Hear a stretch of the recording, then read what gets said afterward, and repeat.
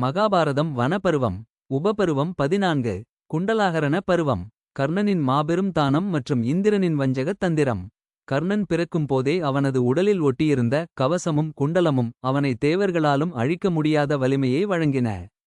அர்ஜுனனின் வெற்றியை உறுதிப்படுத்த விரும்பிய இந்திரன் கர்ணனிடமிருந்து அவற்றை பறிக்கத் திட்டமிட்டார்.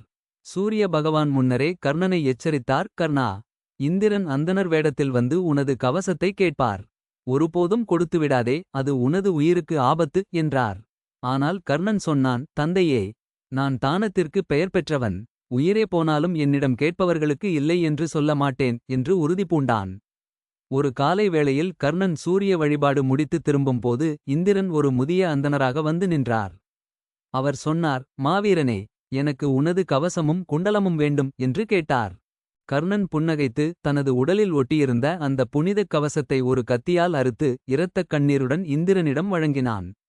இந்திரன் கர்ணனின் தியாகத்தைக் கண்டு நெகிழ்ந்தார். கர்ணா, உனது தியாகம் ஒப்பற்றது. கைமாறாக நான் உனக்கு எனது சக்தி ஆயுதத்தை தருகிறேன். இதை நீ ஒருமுறை மட்டுமே பயன்படுத்த முடியும். எவர் மீது இதை ஏவுகிறாயோ அவர் நிச்சயம் மடிவார் என்று வரமளித்து சென்றார்.